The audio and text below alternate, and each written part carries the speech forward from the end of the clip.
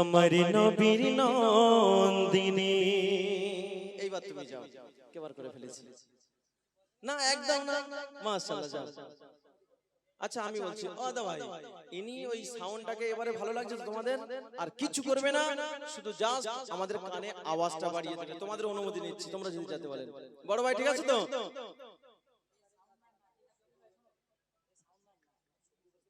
আচ্ছা ওই যাচ্ছে, যাও, অসুবিধা। ওনার মনে একটু দুঃখ লেগেছে, চলেন। জান্নাতেরই রমণে আমার নবীর নন্দিনী, জান্নাতেরই রমণে আমার নবীর নন্দিনী। কেমন ছিলেন তিনি, কেমন ছিলেন তিনি, শুনুন তাহার কাহিনী। জান্নাতেরই রমণে আমার নবীর নন্দিনী, জান্নাতেরই রমণে আমার নবীর নন্দিনী। ও মা, তোদের একটা কথা বলে যাব মা, তোদের হাতে পায়ে ধরি মা গো।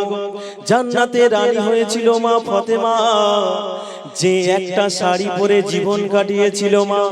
আর আমাদের ঘরের মা বোনেরা, এদের যদি মাসে 10টা করে শাড়ি দেয়া হয়, এরা ঠিক মতন মা ফাতেমার মতন চলতে পারবে না।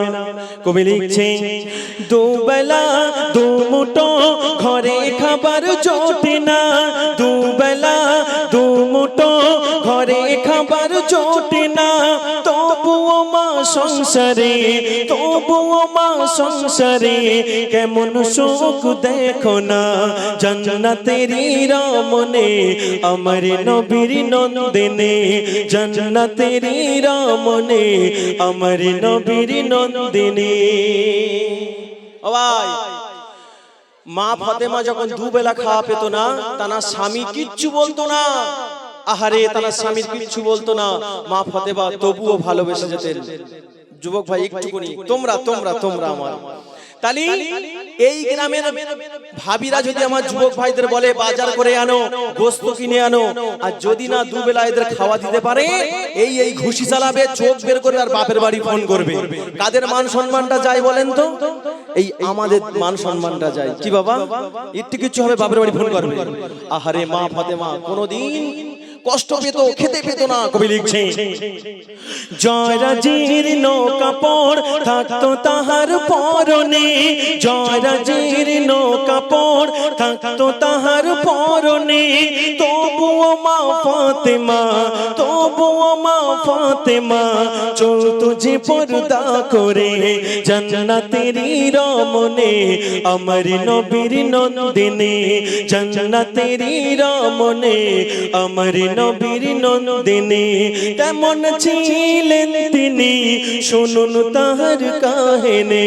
জান্নাতেরই রমণে আমার নবীর নন্দিনী। দেখি এই গ্রামে বলতে পারবো কোন মা একটা প্রাইজ দিতে পারে আমার যুবক না মা। অনুষ্ঠানটা এবার কেমন লাগছে বাবা? ভালো লাগছে তো? একটু তাকবীর দাও, নারায়ে তাকবীর। মাশাআল্লাহ, আমার যুবক ভাইরা যেখানে আমি সেখানে। চলো, আম্মা জান ফাতেমা মরণের আগে স্বামীর কাছে একটা দাবি করে গিয়েছিলেন। কোন মা বলতে পারবে দেখি? প্রাইজ দেব।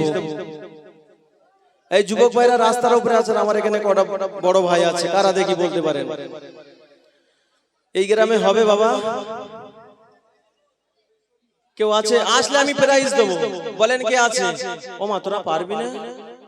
শুধু সিরিয়াল দেখে, কখন সিরিয়াল শুরু হবে। আচ্ছা, কেউ হবে না? হবে না? আমি বাস্তব কথাগুলো তুলে ধরে যাব।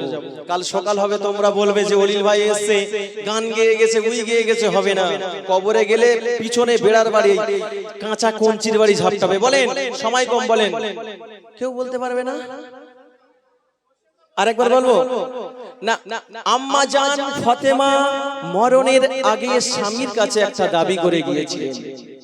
সেটা কি দাবি?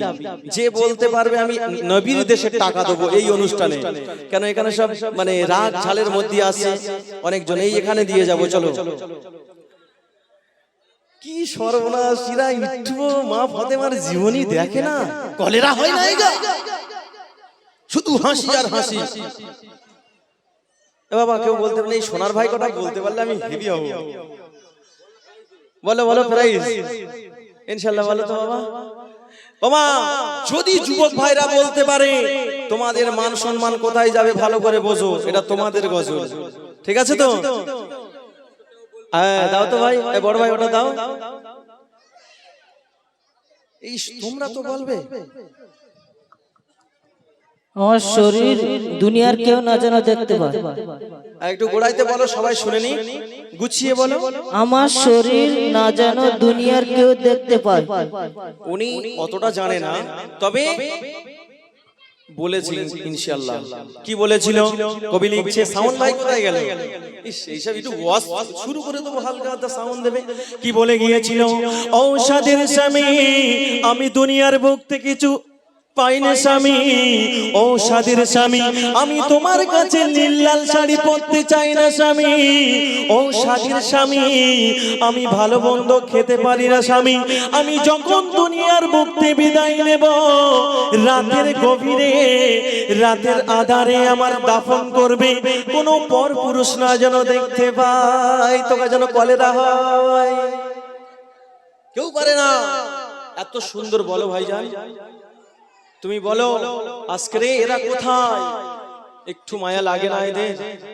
কবি লিখছে, মৃত্যুকাল ফাতেমা মৃত্যুকাল ফাতেমা ডেকে বল স্বামীকে, মৃত্যুকাল ফাতেমা ডেকে বল স্বামীকে কাউকে না জানিয়ে দাফন করবে রাতের আধারে জান্নাতেরই রমণে আমার নবীর নন্দিনে, জান্নাতেরই রমণে আমার নবীর নন্দিনে, জান্নাতেরই জান্নাতেরই রমণে আমার নবীর নন্দিনী।